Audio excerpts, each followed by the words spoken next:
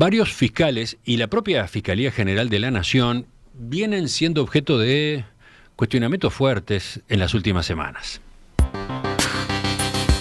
El caso en que una mujer de 30 años denunció una violación grupal en la zona del Cordón, que hasta ahora tiene 3 mayores de edad formalizados, generó críticas hacia la fiscal a cargo, Silvia Lovesio, por una supuesta actuación parcial y por la filtración de información incorrecta sobre los imputados.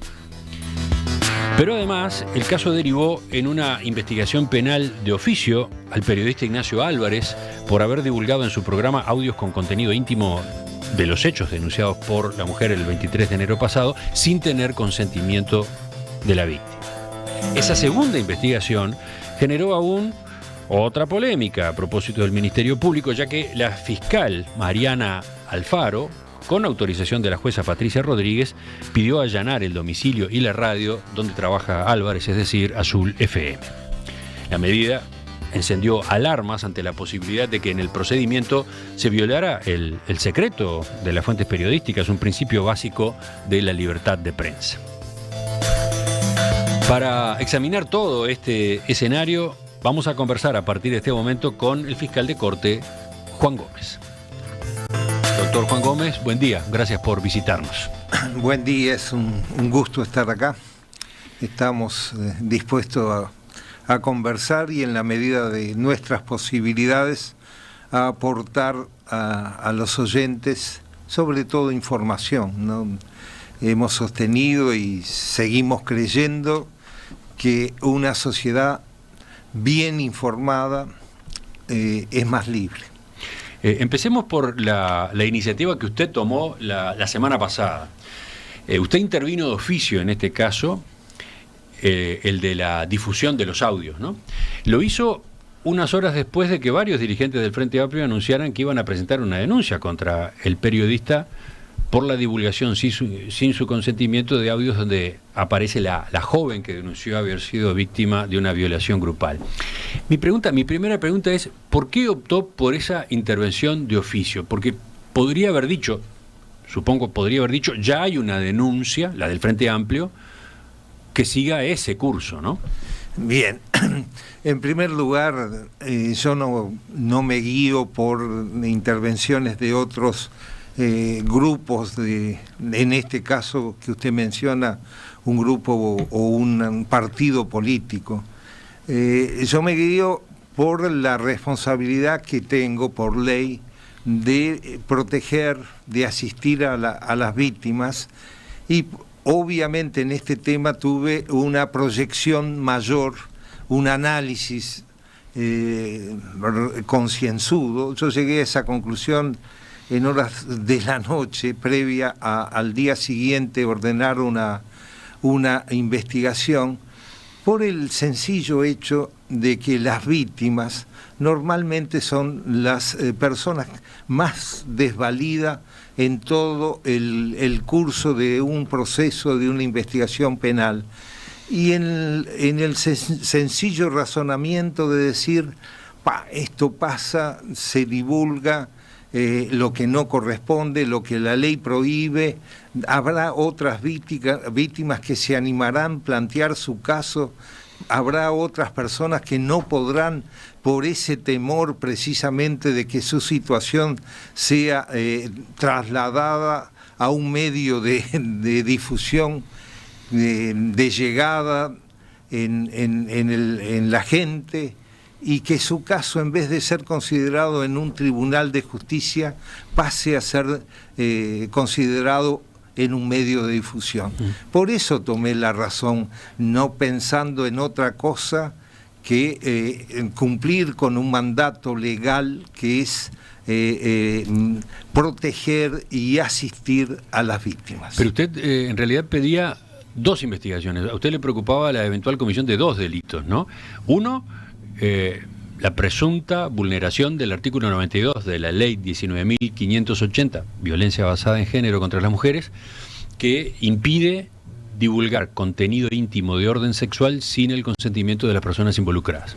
Ese era un punto. Pero además, también le interesaba la vulneración del artículo 259 numeral 6 del Código del Proceso Penal, que prohíbe la filtración de información reservada por parte de aquellas personas obligadas a guardar esa reserva. Así se informó. ¿A qué aludía en esta segunda parte? Aquí aludía sencillamente a que uno debe partir con la mente más amplia, y cuando hablo de personas obligadas y que se investigue, no descarto prima facie de que pueda incluso haber personas vinculadas a la Fiscalía General de la Nación, y eso habla de transparencia, de que podrían estar incursos en esa violación consagrada por ley, que yo considero absolutamente perniciosa para cualquier investigación. Yo no estaba mencionando, señalando medios de comunicación, fuentes de periodistas. Nada más que nos preocupaba era conocer cómo se difundía un examen de un perito que está al servicio del sistema de justicia. Alguien lo hizo conocer indebidamente, violentando esa disposición legal. ¿Qué quiero decir con esto? Nosotros lo que pretendíamos es el estricto cumplimiento del Estado de Derecho, no otra cosa, y simplifiquemos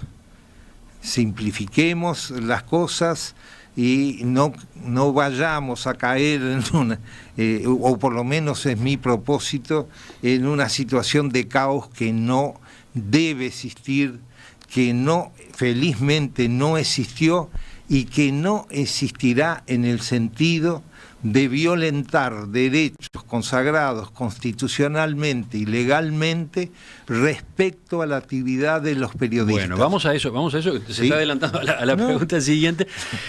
Todos sabemos lo que pasó. La fiscal que se hace cargo de esa investigación que usted ordena, la doctora Mariana Alfaro, dispone el viernes pasado un allanamiento a la sede de la Radio Azul FM y al domicilio de Ignacio Álvarez. Cuando la noticia se conoce, causa conmoción, especialmente por lo que implicaba como señal de condicionamiento al trabajo periodístico y en particular por la eventual afectación de un principio básico de la libertad de prensa, la reserva de las fuentes de los periodistas, un derecho que además está consagrado en la ley. Este lunes, usted recibió a APU, la Asociación de la Prensa Uruguaya, que le había pedido una reunión por lo del viernes. Y al final del encuentro difundió un mensaje tranquilizador. Ni el domicilio de Álvarez va a ser allanado, ni su celular va a ser incautado. Hizo una definición muy terminante, ¿no? Ni el domicilio de Álvarez va a ser allanado, ni su celular va a ser incautado. Mi pregunta es, ¿cómo hay que tomar esa intervención que usted tuvo en el accionar de la fiscal a cargo? Pareció una desautorización. No, mire, soy absolutamente respetuoso de la libertad de actuación, la libertad, la independencia técnica de los fiscales. Eso obedeció, y por eso hablo de una sociedad informada, a una solicitud de entrevista del mismo día, desde muy temprana hora, que tuvimos con la doctora Alfaro, que expresamente me solicitó que aclarara la situación. Es el reflejo de la dignidad y de la humildad de una gran fiscal, y así lo catalogo yo, que dice, bueno, cometí esta solicitud innecesaria, y recalco la palabra, asumo la responsabilidad de esa medida. No pensé, nunca estuvo en mi idea violentar ninguna fuente de ningún periodista, y le autorizo a manifestarlo públicamente, cosa que lo hice y lo vuelvo a hacer, pero con conocimiento de la propia interesada. Lo que usted señala es que la iniciativa fue de la doctora Alfaro. Naturalmente que sí. No, pero otra lectura posible era sí, que usted había resuelto tal y cual cosa. Mi estimado, mire, yo decía y vuelvo a reiterar, diariamente hay 60 por lo menos equipos fiscales trabajando en todo el país, y es hasta ridículo pensar que deban someter a un fiscal de corte, y más a un fiscal de corte subrogante, lo que van a hacer en el día, qué medida de allanamiento van a solicitar, cuál es la incautación. Es el ejercicio pleno de la independencia técnica de los fiscales, y que nosotros, como fuimos fiscales que hemos actuado en muchos casos y que yo lo digo siempre, nunca sentí presión, nunca, ni ahora ni antes, de estar extrañas al servicio para actuar de tal o cual forma. Entonces, mal podrá condicionar o incidir en la actuación de una fiscal. Es más, la Fiscalía General de la Nación, bajo mi dirección, lo que se puede catalogar y definir es una fiscalía abierta a la gente, humilde, capaz de reconocer sus errores, pero capaz de estar mirando mañana en cómo podemos mejorar, porque estos climas de supuestos avallazamientos que felizmente no se dieron en los hechos, porque vamos a simplificar, simplificar todos los días, como me gusta decir, lo que se extrajo o lo que se llevó era el audio de 2 programas, ahora, no se llevó ningún dispositivo. Ahora vamos a eso. Pero permítame antes una pregunta. Hubo varias voces que saludaron ese pronunciamiento, esa afirmación tan contundente que usted hizo a propósito de que no hay ninguna intención justamente de interferir con la libertad de prensa. Pero también, además de saludar el gesto, lo cuestionaron. Concretamente sostuvieron que usted estaba siendo condescendiente con la fiscal, que en realidad hubiera correspondido aplicar algún tipo de sanción. No voy a mencionar nombres, hubo desde políticos conocidos hasta, periodistas, analistas. ¿Por qué no? ¿Por qué no se sancionó? ¿Por qué no hay una sanción en este caso? Mire, por la siguiente razón: la fiscal actuó dentro de sus competencias. Tiene el deber de investigar y hacer todo lo posible para intentar recoger indicios de que puedan, en definitiva, probar una conducta con apariencia delictiva. En ese sentido, tomó las precauciones de solicitar, vuelvo a utilizar el término innecesariamente, pero solicitar un organismo nada menos que a nuestro Poder Judicial, que es en definitiva quien resuelve la medida a tomar. Pero mire, dijo, yo he solicitado muchas, a lo largo de mi vida, muchas medidas similares a las que estamos hablando, y algún juez me dijo, no, por tal razón, pido otra ampliación, necesito más información, y ese es el devenir correcto y constante del sistema judicial. En este caso, por la razón que fuere, la señora magistrado, que yo no la quiero mezclar, asumo, como dije, asumo la responsabilidad de este caso como director general de la Fiscalía General de la Nación, subrogante, asumo la responsabilidad y no voy a traer a nadie acá para quitarnos responsabilidades en cuanto al pedido, pero yo no puedo sancionar un fiscal porque utilice una vía legal que está.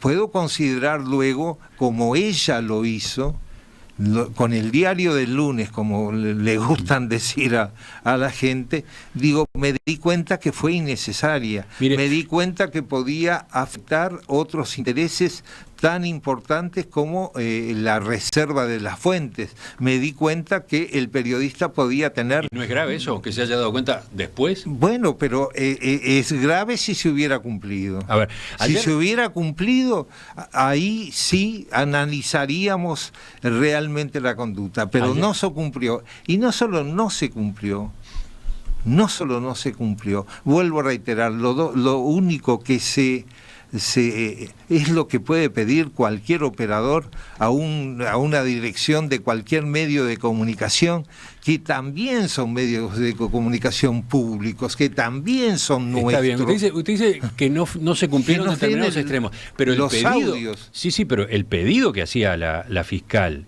y que la jueza aprueba es bastante, ¿cómo decirlo?, bastante profundo. Yo tengo acá el texto, el texto de la resolución de la jueza, que tiene toda la historia además, porque incluye la solicitud de la fiscal. Y primero, efectivamente lo que se solicita son 2 allanamientos, ¿no? Lo digo porque en algún momento se desmintió eso, se señaló que no había allanamientos en juego. La documentación habla de allanamientos. Pero además se disponían la incautación y registro no solo del celular de Álvarez. Tengo acá, dice, autorízase en dichos allanamientos la incautación y registro de los bienes referidos por la Fiscalía Penal de Montevideo de delitos sexuales, violencia doméstica y violencia basada en género. Esto es, dispositivos electrónicos tales como celulares, tablets, computadoras y soportes de almacenamiento, por ejemplo, pendrives, discos, propiedad o detentados por el señor Ignacio Álvarez, de uso personal o de uso de la producción del programa La Pecera, ¿no? Entonces, la lista de dispositivos que se pretendía incautar era larga, no estábamos hablando solo de un celular. Pero además, lo que se agrega es, ¿cuál es el fin? Constatar el contenido del material audiovisual recibido, difundido, cedido, comunicaciones en las que se reciba o ceda material reservado o con contenido íntimo o sexual sin consentimiento de los involucrados.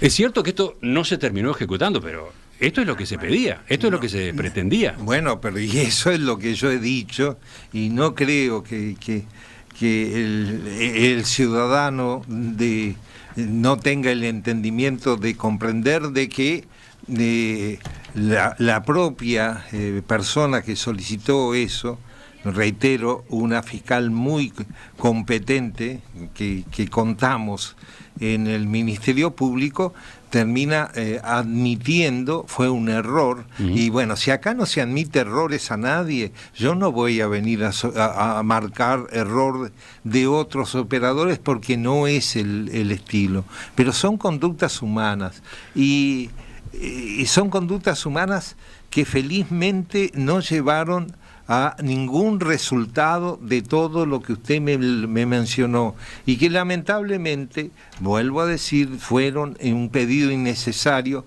quizá fruto, y eso corre por mi cuenta, de la enorme carga de trabajo que tiene nada menos que esta fiscal en particular, que además, aclaro, la Fiscalía de Corte, este fiscal de corte no elige un fiscal para que actúe, manda obviamente no lo podía actuar la fiscal que estaba actuando en el caso concreto del abuso que fue formalizado. ¿Por qué? Porque yo estaba mencionando violaciones al secreto de una investigación, y que yo no puedo descartar de antemano que no pudiera ser de nuestros propios trabajadores, para utilizar un término, porque ya ha habido ejemplos y la Fiscalía General ha actuado con transparencia, que ha formalizado y ha condenado a funcionarios por la difusión de materiales prohibidos que están dentro de la reserva que consagra la ley, nada más que eso. Ayer en la tertulia discutimos el tema y sobre todo a partir, por ejemplo, de esto que yo acabo de repasar recién, a propósito de todo lo que pretendía que se incautara y se averiguara la fiscal, el doctor Leonardo Costa señalaba que hubo errores básicos, tanto en el manejo del caso por la fiscal y principalmente de la jueza de garantías que autorizó los procedimientos. Vamos a escuchar cómo lo señalaba. Digo que si uno quiere ser indulgente con esta situación, puede decir que tiene un final feliz y que bueno, esto no se va a volver a repetir y que en tal sentido se habría aprendido la lección. Esa es la parte, como decir, bueno, el final feliz de la película. Ahora, el transcurso de la película es tremendo porque lo que da cuenta este caso es la falta de cómo se pierden los criterios básicos. Y los criterios básicos son que en una democracia no se puede perseguir ni tratar de perseguir, revelar la fuente, revelar o romper con los secretos. Y acá el error no solo de la Fiscalía, es principalmente de la jueza, que en definitiva es la jueza de garantía, lo cual demostró que no hay garantía, porque si un juez no es capaz de ir al principio más básico de una democracia, que es que se tiene que sustentar y que se tiene que defender por encima de cualquier cosa, y esto no es la libertad de expresión, esto es el deber de secreto o el deber de reserva de la fuente, porque la fuente se reserva no en beneficio del periodista, se reserva en beneficio de la fuente. Pasa algo parecido con el secreto profesional. Ya en el caso de Sendoya vimos cómo un fiscal y un juez decidieron sacar todas las computadoras de un estudio jurídico para ver si Sendoya habría cometido o no habría cometido algún delito cuando era innecesario. Y eso pasa cuando se pierden ciertos criterios básicos que hacen a la formación jurídica de los operadores jurídicos. ¿Qué dice usted sobre ese diagnóstico? La pérdida de criterios básicos que hacen a la formación jurídica de los operadores. Vuelvo a reiterar, los operadores son seres humanos, es necesario una capacitación permanente, son temas muy específicos, no por su complejidad, sino porque no son habituales y el error, lo innecesario estuvo en no visualizar la otra parte de la película, para seguir el ejemplo que manejaba el distinguido abogado, de que podría afectar todo esa pero él lo ve como un problema extendido. Él lo ve como un problema extendido. La falta, el descuido de principios básicos. Bueno, mire, si fuera un problema extendido, tenemos que tener la capacidad y humildad de capacitar,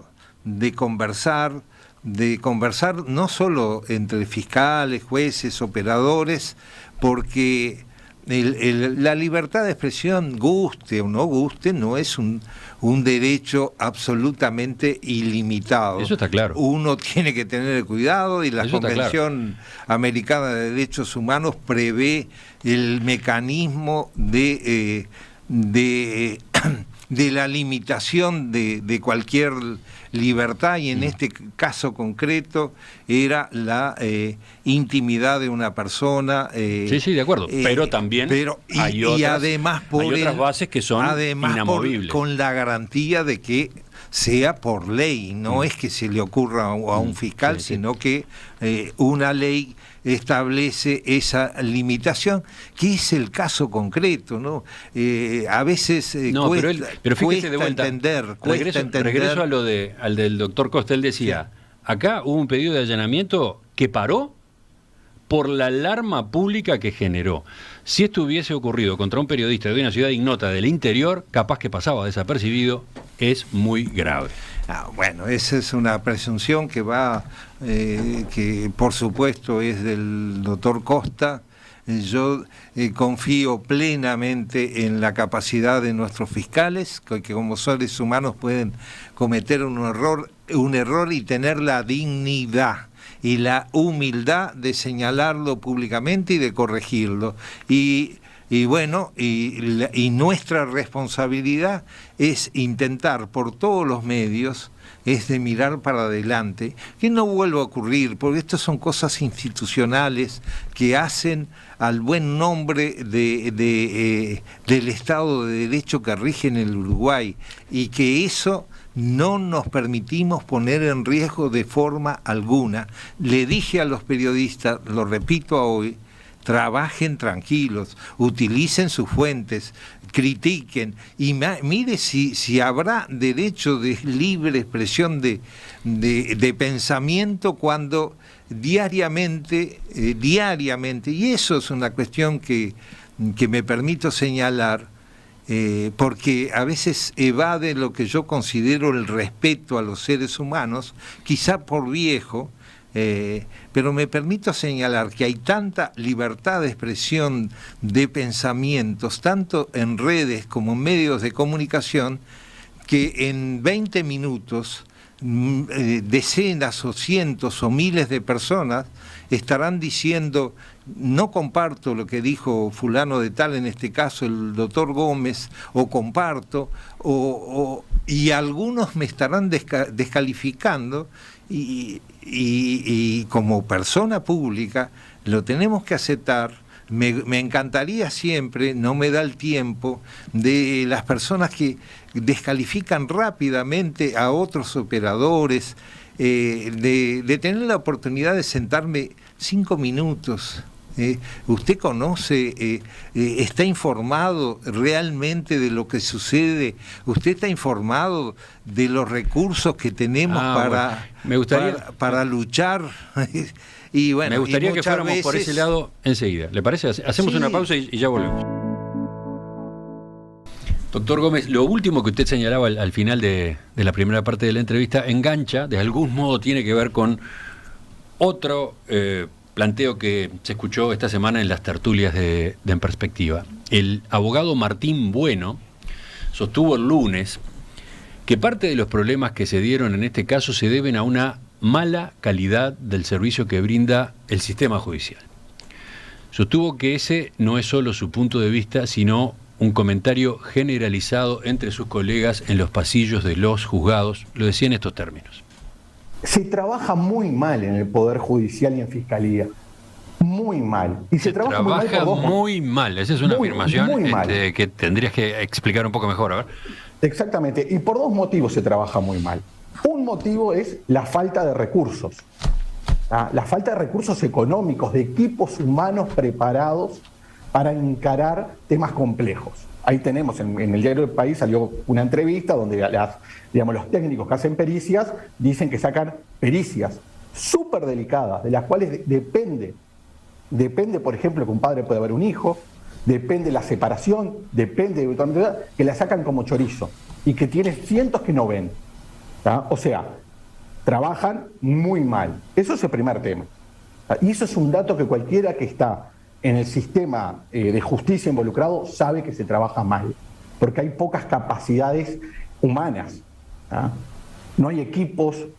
Y después hay otro problema, que es peor, y lo digo con todo con todo lo que puede llevar, es que estamos llenos de operadores muy malos. No solo que tienen malas condiciones de trabajo, sino que además muchos de ellos, no digo que sea el caso concreto, tendrían que estudiar social y cívica de tercero del liceo de vuelta. ¿Qué responde usted ante un análisis, un diagnóstico como este?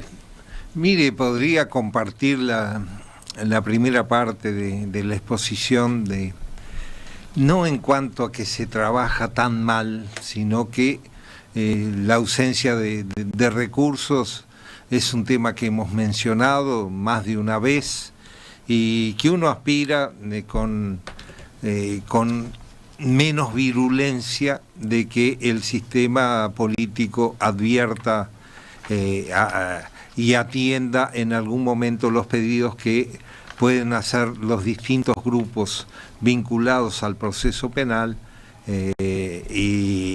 y también la Fiscalía, que lo ha hecho reiteradamente en cada comparecencia ante el Parlamento en oportunidades de presupuesto o de rendición de cuentas, y aún hoy en gestiones en curso. Y yo no me prendo de que hablé con fulano o mengano.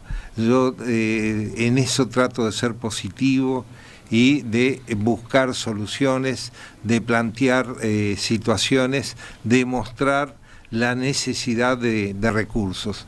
Y Y es muy sencillo, en estos delitos la unidad de víctimas y testigos es fundamental para el acompañamiento a las víctimas, y estamos trabajando con 20 y pocos psicólogos y muy pocas trabajadoras sociales que permiten ese acompañamiento, esa contención, esa necesidad que tiene la víctima, y muchos de los que hablan sobre estos temas no se detienen ni siquiera 2 minutos en ponerse en el lugar de una persona que se siente víctima de cualquier delito, y muchos más de los delitos sexuales.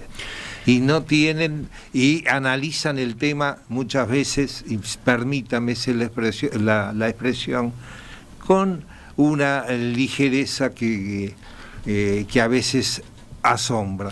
En cuanto a lo segundo... Los planteos a propósito de la escasez del presupuesto son conocidos. La pregunta es, la situación esa, las condiciones en las que tienen que trabajar los fiscales, los jueces, puede llevar con frecuencia a errores, y errores serios, errores de procedimiento, fallos equivocados que terminen deteriorando la esencia misma de... Yo le diría la mirada al revés. Pueden llevar a que situaciones que son efectivamente delictivas no se puedan llegar a probar como uno pretende que se pruebe con todas las garantías, y cuando hablo de garantías hablo refiriéndome a los imputados. Yo creo que el daño está ahí. Pero el daño está en permitir, por falta de recursos, que se generen situaciones de impunidad, y que tenemos que tratar de que no ocurran, porque lo peor que puede ocurrir en una sociedad es naturalizar la impunidad. La otra cara también es que haya presos que en realidad son inocentes, etcétera, etcétera, ¿no? Es muy sabido, preferimos 100 culpables sueltos que un inocente preso. Sabemos esas afirmaciones que son, debemos respetarlas, pero para también alertos sobre la imposibilidad, en la medida que no tengamos todos los recursos o los recursos necesarios para llevar adelante en determinado tipo de delitos una investigación seria, de que tengamos que culminar archivando casos en que subjetivamente, y ahí muestra la dignidad con que trabajan los equipos de la Fiscalía, muchas veces pueden estar convencidos la víctima tiene absolutamente, nos está diciendo la verdad, pero y a contrario de lo que se ha sostenido, las resoluciones se toman reuniendo un conjunto de indicios que puedan avalar la versión de una persona que se siente como víctima, y si no se reúnen esos indicios, se termina archivando. Y si usted quiere, y a mí me gusta informar, yo le doy los números. Está bueno que la gente sepa, que la sociedad tome conciencia de la debilidad del sistema judicial y de los problemas que eso implica, ¿no? Bueno, pero le quería contestar a mi buen... que no tengo el gusto de haber mantenido alguna charla antes. El doctor Bueno. Sí, porque él hablaba de dos cosas. Hablaba de las carencias presupuestales y recursos, y después hablaba de problemas de formación, de operadores muy malos. Muchos de ellos tendrían que estudiar social y cívica de tercero de liceo de vuelta. Yo le voy a señalar simplemente la forma de ingreso al Ministerio Público. Ingresa hablo obviamente de todos los escalafones, pero el escalafón N, que se refiere a los fiscales, solo se puede ingresar a partir de la ley orgánica del Ministerio Público 19.483 por concurso.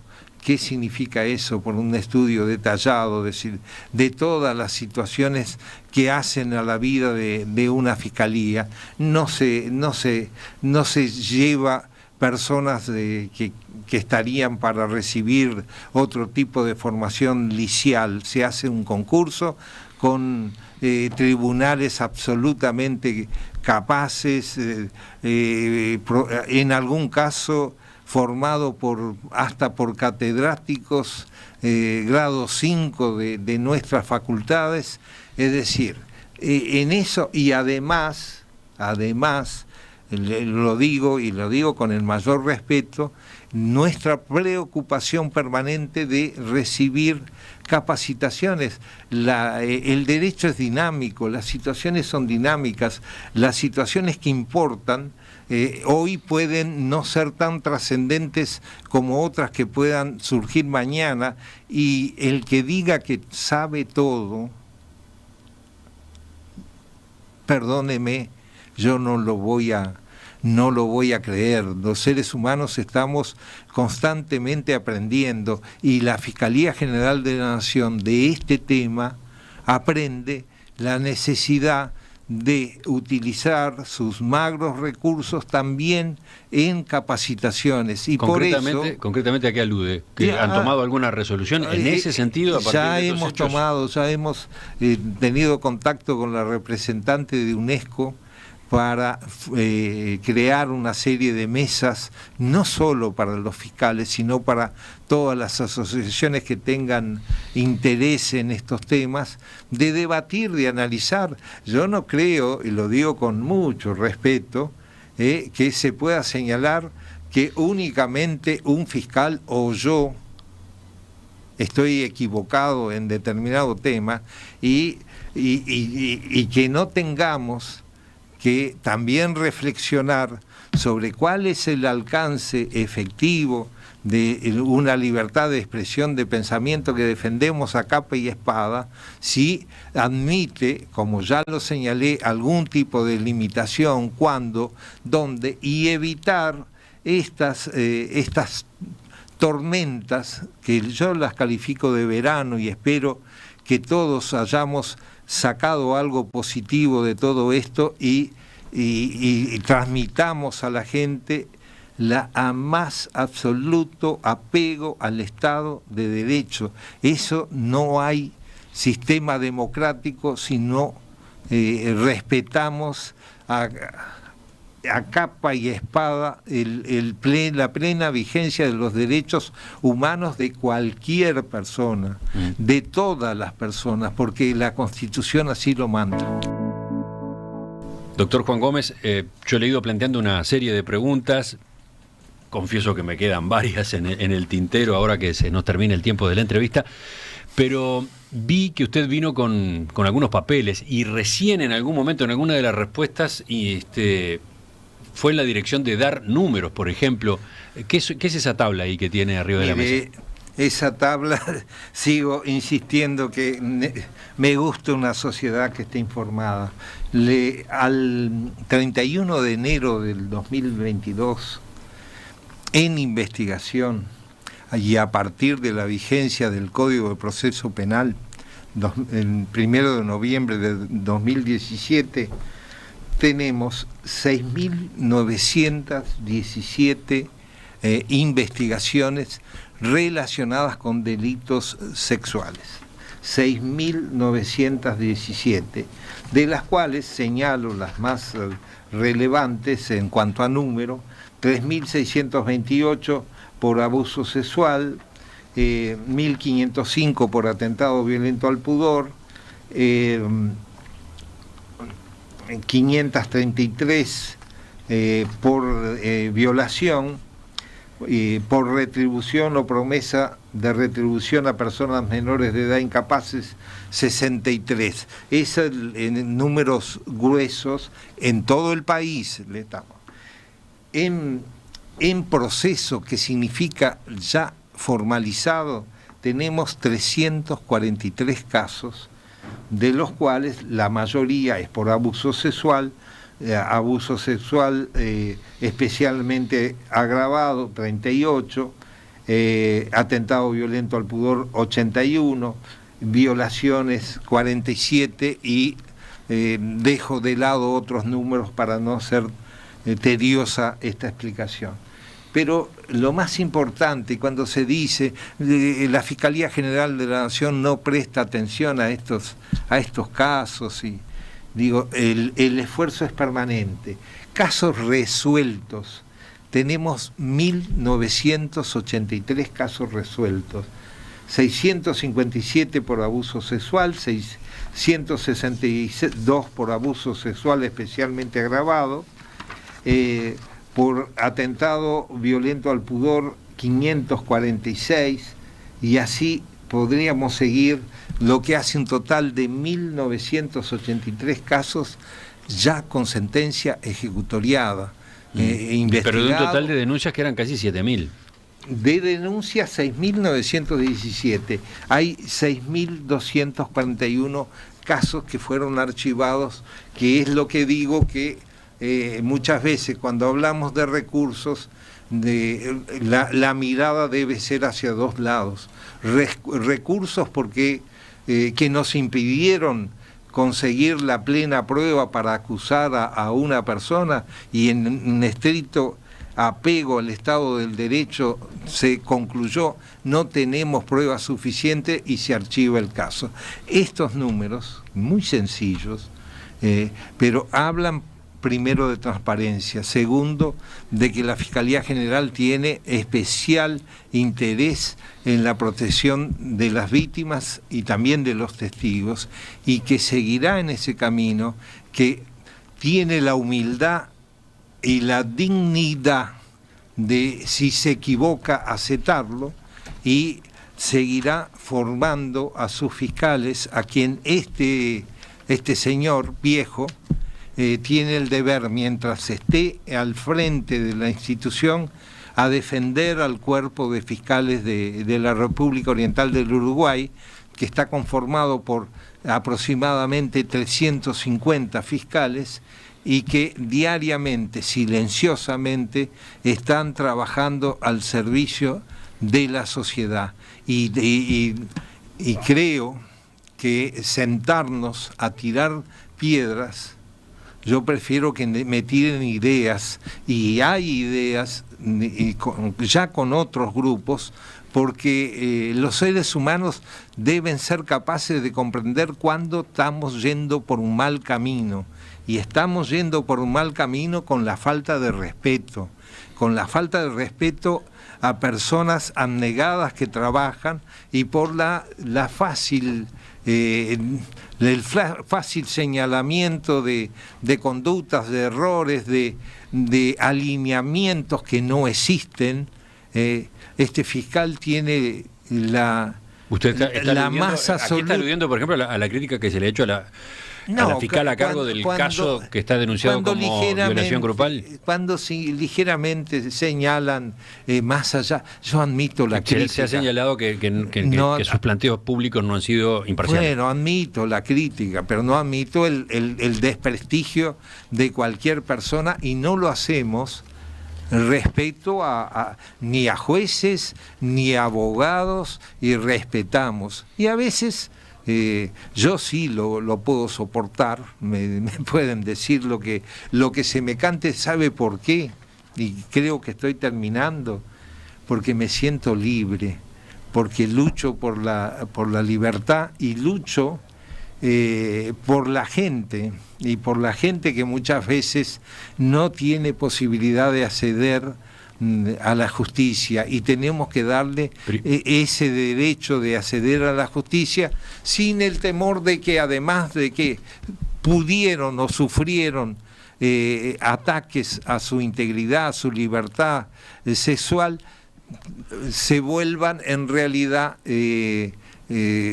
prácticamente las personas que terminan siendo investigadas. Me llamó la atención que usted dijera, me siento libre. No es lo habitual. ¿Qué quiere decir? Que no tiene qué tipo de condicionamientos que pueden existir en ese caso.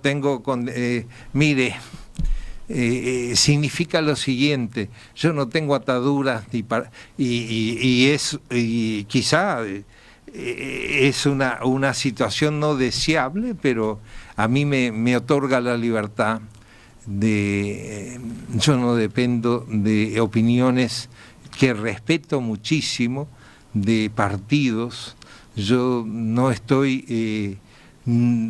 aprendí, luego de 46 años, aprendí que el ejercicio de una profesión que considero sagrada como el Ministerio Público debe estar no contaminada por ideas políticas, y considero que el Uruguay tiene excelentes políticos y busco que tenga excelentes fiscales y jueces. ¿Qué quiere decir? ¿Que usted no buscaba este cargo, por ejemplo? ¿Que usted no está aferrado a este cargo? Obviamente, digo, quien me conoce sabe perfectamente, pero le aclaro algo.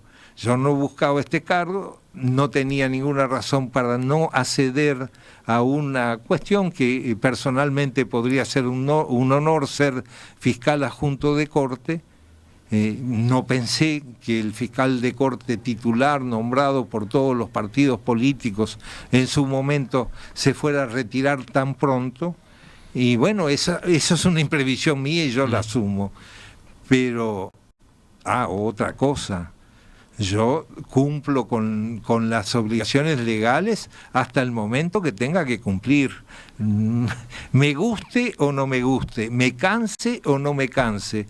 Yo nunca le hice un paso al lado a las obligaciones, y cumpliré con la mayor dignidad, con la mayor humildad, intentando tener el mejor conocimiento en pro de la sociedad, que es la que me mantiene, aunque le parezca mentira.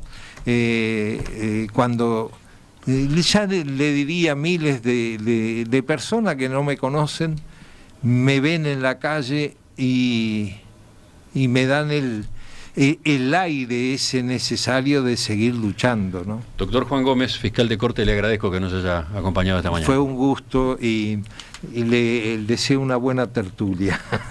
Esperemos que no hablen de usted a continuación, que no está previsto, Que hablen de mí, que hablen. Será en otra mesa en todo caso. No, pero está bien, eso es la democracia, eso es bueno, pero que construyamos.